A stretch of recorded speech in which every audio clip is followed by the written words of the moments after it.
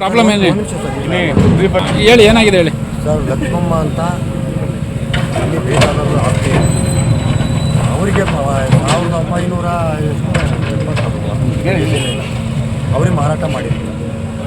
ಅವ್ರಿಗೆ ಮಾರಾಟ ಮಾಡಿದಾಗ ಅವ್ರ ಪ್ರಾಪರ್ಟಿ ಹಾಗೆ ಇವರಿಗೆ ಬೇರೆಯವರಿಗೆ ರಾಮಕೃಷ್ಣ ಅನ್ನೋರು ಅವ್ರದ್ದೊಂದು ಪ್ರಾಪರ್ಟಿ ಅವ್ರು ಬೇರೆಯವ್ರಿಗೆ ಕೊಟ್ಟಿದ್ರು. ಒಬ್ಬಂದೇ ಆಸ್ತಿ ಇದನ್ನು ಈ ಥರ ಇದ್ದಾಗ ಹಿಂಗೆ ನಡ್ಕೊಂಡು ಬರ್ತಿದ್ದಾರೆ. ಅವ್ರು ಮೈಸೂರಿನಲ್ಲಿತ್ತು.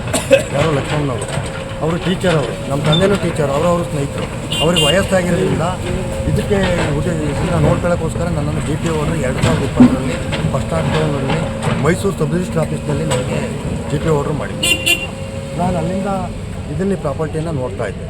ನೋಡ್ತಿದ್ದಾಗ ಏನಾಯಿತು ಅಂತ ಅಂದರೆ ಇವರು ಏಕಾಏಕಿ ಯಶು ಅವ್ರ ತಾಯಿಯವರು ಇದನ್ನು ಕಾಂಪೌಂಡ್ ಮಾಡಲಿಕ್ಕೆ ಹೊರಟಾಗ ಕಾಂಪೌಂಡ್ ಹಾಕೋ ದಿವಸ ಬಂದು ನಾನು ತಡೆದೆ. ಅವ್ರ ತಂದೆ ಇದ್ದಾಗ ನಮ್ಮ ಪ್ರಾಪರ್ಟಿಗೆ ನೀವು ಯಾಕೆ ಆಗ್ತಾಯಿದ್ದೀರಿ ಅನ್ನೋದು ನಿಮ್ಮ ಹತ್ರ ಏನು ದಾಖಲಾತಿ ಕೊಡಿ ಅಂತ ನಾನು ಕೇಳಿದೆ. ಅವ್ರೇನು ಕೊಡಲಿಲ್ಲ.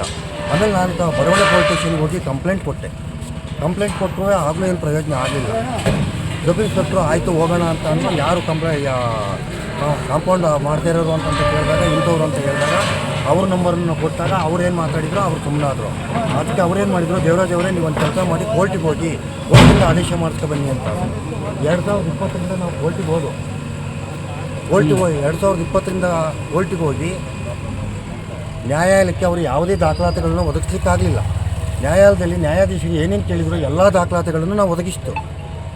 ಆ ಆಧಾರದ ಮೇಲೆ ಈಗ ನಮಗೆ ಪ್ರಾಪರ್ಟಿಯನ್ನು ನಮ್ಮ ಇದಕ್ಕೆ ಕೋರ್ಟ್ ಆದೇಶ ಆಗಿದೆ. ಇದು ಸರ್, ಇದೆಲ್ಲ ಆದಮೇಲೆ ಮತ್ತೆ ನಾವು ಮಾನವೀಯತೆಯ ದೃಷ್ಟಿಯಿಂದ ಅವರು ಒಂದು ಮೀಟಿಂಗ್ ಕರೀಲಿಕ್ಕೆ ಅಂತ ವಿಷಯನೂ ತಿಳಿಸ್ತು.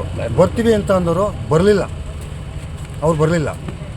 ನಾವು ನಿನ್ನೆ ಏನು ನೋಡೋಕ್ಕಾಗುತ್ತೆ, ನಮ್ಮ ಪ್ರಾಪರ್ಟಿ ನಮಗೆ ಬೇಕಲ್ಲ, ನಮ್ಮಂಥ ಬಡವರದ ಆಸ್ತಿಯನ್ನು ಇವರು ಇದು ಮಾಡ್ತಾಯಿದ್ದಾರೆ. ಅದನ್ನು ಯಾರು ಕಾಂಪೌಂಡ್ ಕಟ್ಟಿದ್ದವರು ಯಶು ಅವ್ರ ತಾಯಿ. ಏನು ಅವ್ರ ಹೆಸರು? ಪುಷ್ಪ ಅಂತ. ಆಮೇಲೆ ಇದು ಪಕ್ಕದಲ್ಲಿ ಶೆಡ್ ಹಾಕಿದ್ದಾರಲ್ಲ, ಇವರು ನಟರಾಜು ಅಂತ. ಇವರು ಅವನು ಈಗ ನ್ಯಾಯಾಲಯದಲ್ಲಿ ಏನು ತೀರ್ಮಾನ ಆಗಿದೆ? ನ್ಯಾಯಾಲಯದಲ್ಲಿ ನಮ್ಮಂತೆ ಆಗಿದೆ. ಅವರು ಯಾವುದೇ ಒಂದು ಕೋರ್ಟಿಗೂ ಹಾಜರಾತಿ ಆಗಲಿಲ್ಲ ಮತ್ತು ಯಾವುದೇ ಒಂದು ದಾಖಲಾತಿಗಳನ್ನು ಕೊಡಲಿಲ್ಲ. ಅದರಿಂದ ಎಲ್ಲ ದಾಖಲಾತಿಗಳು ನಮ್ಮ ಪರವಾಗಿ ಇದ್ದಿದ್ದರಿಂದ ನಮ್ಮಂತೆ ಎಲ್ಲ ಒಂದು ನೋಟಿಸ್ ಕಳಿಸಿದ್ರೆ ನೀವು ಯಾರಿಗೆ ನೋಟಿಸ್ ಎಲ್ಲ ಹೋಗಿದೆ. ನೋಟಿಸ್ ನಾವು ಕಳಿಸಿದ್ದೀವಿ. ಗಂಡರ ಬಿಟ್ಟಿದ್ದಾರೆ, ಅದು ನನಗೆ ಗೊತ್ತಿಲ್ಲ. ಒಟ್ಟಾರೆ ಕೋರ್ಟಿಗೆ ನಾನು ಎಷ್ಟೋ ಸರಿ ನಾನು ಆರ್ಗ್ಯುಮೆಂಟಿಗೆ ಹೋಗಿದ್ದೀನಿ, ಹಿರಂಗಿಗೆ ಹೋಗಿದ್ದೀನಿ. ಅವ್ರು ಯಾವತ್ತೂ ಒಂದು ದಿವಸ ಬಂದಿಲ್ಲ ಅವ್ರು ಕೋರ್ಟಿಗೆ. ಬಾಗಿಲಿಗೆ ನೋಟಿಸ್ ಕಳಿಸಿದ್ದೆ ಅಂತ ಹೇಳಿ ಬಾಗಿಲಿಗೂ ಮತ್ತೆ ಅದಾದಮೇಲೆ ಕೋರ್ಟ್ ಆಗಿದೆ. ನೋಟಿಸನ್ನು ಕಾಂಪೌಂಡು ಪೆಟ್ಟಿಗೆಲ್ಲ ನಾವು ಅವಾಗಲೇ ಅಂಟಿಸಿದ್ದೀವಿ. ಪಬ್ಲಿಕ್ಕಲ್ಲೇ ಅಂಟಿಸಿರೋದು. ನಾವೇನು ರಾತ್ರಿ ಹೊತ್ತು ಅಂಟಿಸಿಲ್ಲ, ಹಗಲೊತ್ತೇ ಬಂದು ಅಂಟಿಸಿದ್ವಿ. ಈ ವಿಚಾರ ಮೂಲ ಓನರ್ ಲಕ್ಷ್ಮಮ್ಮ ಮೂಲ ಓನರು. ಇದು ಪುಷ್ಪ ಅವರು ಇದು ಮಾಡ್ಕೊಂಡಿದ್ದಾರೆ. ನಿಮ್ಮ ಹೆಸರೇನು? ದೇವರಾಜ್.